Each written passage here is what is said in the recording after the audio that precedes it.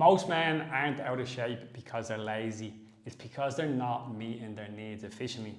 One of my favorite books of all time is The Mountain Is You by Brianna Wiest.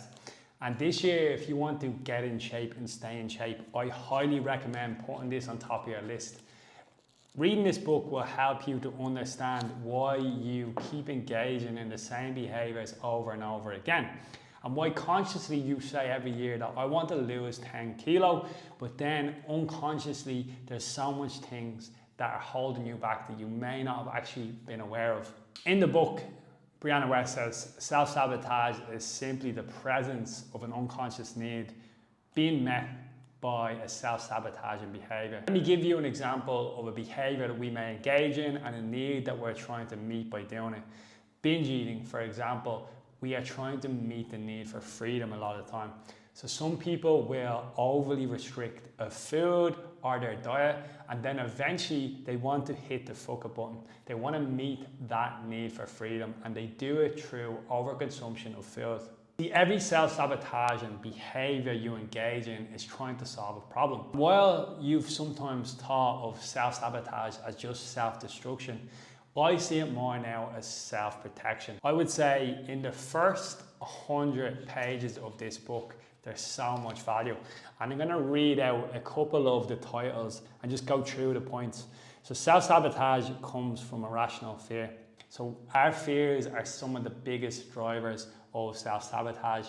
We have a fear of failure. We have a fear of success. Now, so many people might think, why would I be fearful of succeeding? Well, to succeed, you have to put yourself out there. You have to put yourself in the limelight. I'm not gonna lie, it is pretty difficult for me to do these type of videos because you have to be seen and put yourself out there. So for me to overcome my self-sabotage, I really have to lean into more long-form content and being seen. Most people don't want to do that. The cost of that is not achieving the things that you want in your life. The biggest self-sabotaging behaviors I see in men is sabotaging themselves to fit back in with their friends. So they might start reducing the amount of drink that they're drinking, they might reduce the amount of drugs, and they might feel distant from people that they once felt connected from. And when they start to feel distant, it's hard to sit in that loneliness, so they go back to being the previous version of themselves. Next one, self-sabotage comes from unconscious negative associations. Self-sabotage is also one of the first signs that your inner narrative is outdated, limiting, or simply incorrect.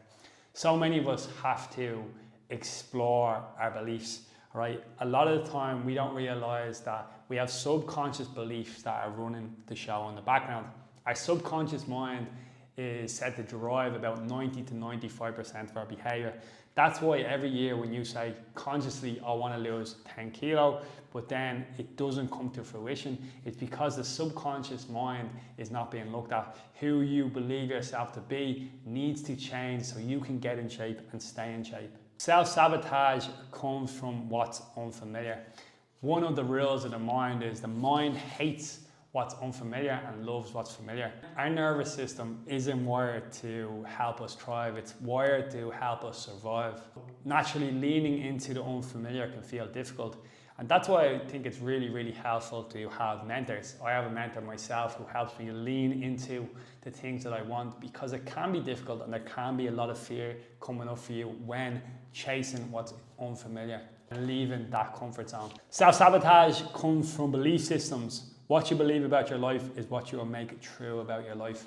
That is so key. And one of the big things that we work on in my program is exploring different beliefs about training, nutrition, and the world ourselves that hold us back from the confidence that we want in our body and in our life. Here's a little piece from the book.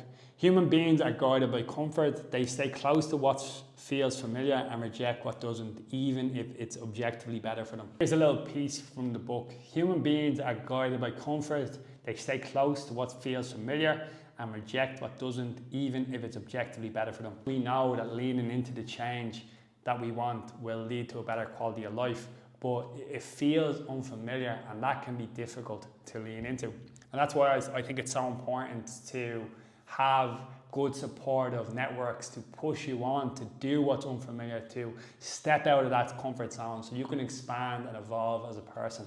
Anyway lads, I hope you enjoyed that short video. If you want to get into the best shape of your life this year and achieve bigger and better goals, I'd really recommend reading this book. As I said, it's my favorite book. I'm going to read it again, you know, because every time I read it, it gets me into the right headspace. It builds my awareness into some of the self-sabotaging behaviors that I engage in myself on a day-to-day basis, and really helps me direct my attention in a really positive way. And I hope it does it for you too. Hope you have a nice day. If you liked the video, drop me a comment. And if you're looking for coaching in 2026, I work with male business owners to help them get in shape and stay in shape by overcoming self-sabotage.